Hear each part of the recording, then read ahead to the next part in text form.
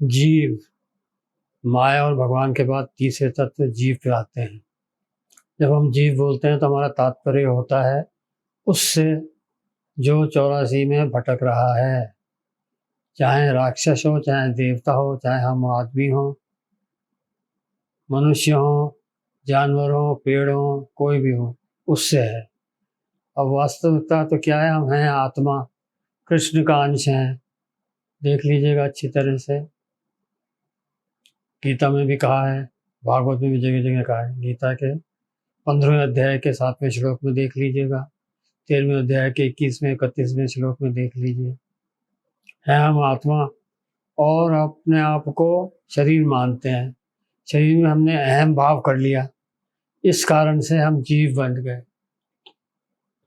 तो आत्मा प्लस 5 ज्ञानेंद्रिय, 5 कर्म इंद्रियां, 5 इनके विषय, मन, बुद्धि, संस्कार, कोई कोई कर्म भी बताते हैं, प्राण आदि सब मिलके बन गया सूक्ष्म शरीर।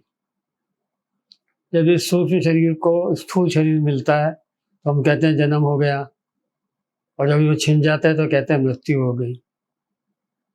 मतलब आत्मा है तो बंधनहीन, लेकिन अपने आप को शरीर मान लिया। मैं शरीर हूँ, शरीर के रिश्तेदार मेरे रिश्तेदार, संसार मेरा है।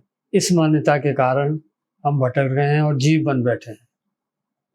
तो ये हो गया जीव, आत्मा प्लस सूक्ष्म शरीर।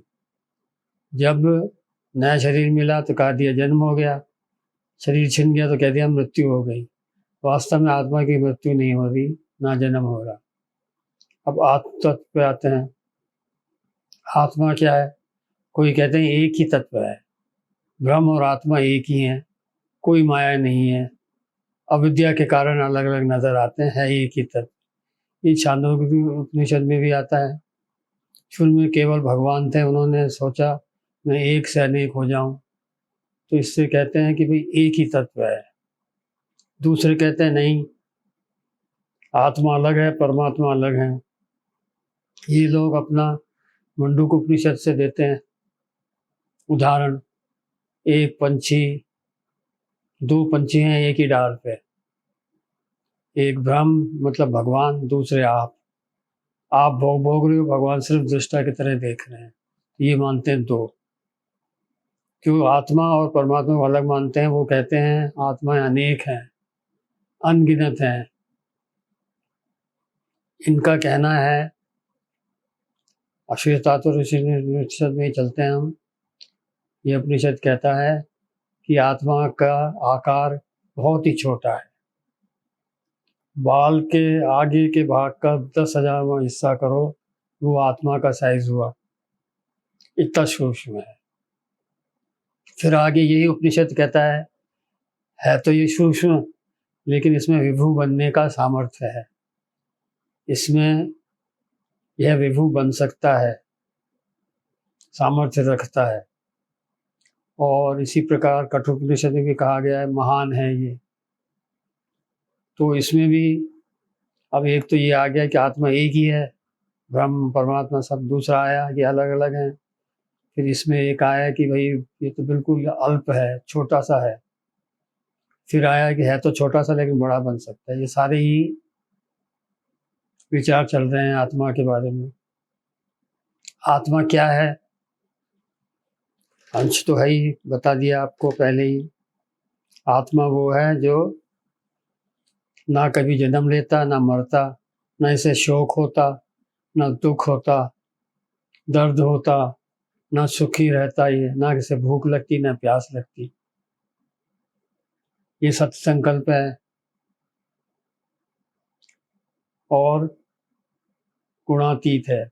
गुणातीत का मतलब माया के गुणों से ऊपर है। यही अपनी गलती के कारण जीव बन बैठा है और 84 में घूम रहा है। इससे छूटने का कारण, भाई आप अपने आत्म तत्व में कैसे आओ? तो स्वरूप में स्थिति करनी पड़ेगी। वो कैसे?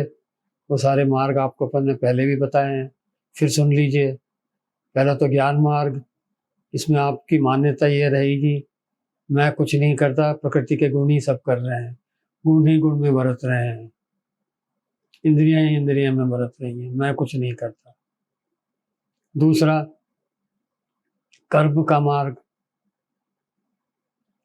कर्म में मेरी आसक्ति नहीं है, कर्म फल में मेरी आसक्ति नहीं है, ऐसा सोच के कर्म करें, दूसरों के लिए करें, परोपकार से कर्म करें, ये भी मार्ग है अपने आप स्वरूप में स्थित होने का। तीसरा मार्ग भक्ति, वो आपको बार बार बताया ही गया है। भक्ति में सबसे विशेष बात क्या है? मन भगवान में रहे। भाई 8वें अध्याय के 7वें श्लोक में कहा है ना भगवान ने, तो युद्ध भी कर पर मन मेरे में रख। ऐसे ही सारे काम करो, मन भगवान में रखो। दूसरा, जो कुछ भी कर्म करो भगवान के अर्पण करो, और फिर ये भी भावना रखो मन में कि मैं जो भी कर्म कर रहा हूँ भगवान की पूजा है, और मेरे कर्मों से मैं भगवान की पूजा कर रहा हूँ। ऐसा करने से आप आत्म तत्व में स्थित हो जाएंगे और आपका जीव भाव मिट जाएगा। जीव भाव मिटने का मतलब है फिर आपका जन्म नहीं होगा। आप जान जाओगे कि मैं ब्रह्म हूँ, ऐसा ज्ञानी, मैं कृष्ण का भक्त हूँ, ये भक्त जान जाएगा। ये विचार है। ये सारी गाथा खत्म हो गई जीव की। तो जीव है आत्मा प्लस सूक्ष्म शरीर। फिर जब बताया इसको, जब कभी स्थूल शरीर मिलता है तो जन्म मान लिया जाता है, स्थूल शरीर छिन जाता है तो कहते हैं मर गया। इतनी सी कहानी है। तो हम जीव जो बोलते हैं उसका मतलब है हम शरीरी, शरीर में रहने वाले देही। इतनी सी बात है। तो छोड़ना है, क्या छोड़ना है? शरीर में अहम भाव छोड़ना है। मैं शरीर नहीं हूँ, शरीर में रहने वाला शरीर ही हूँ, कृष्ण का अंश हूँ। मेरा कभी जन्म नहीं होता।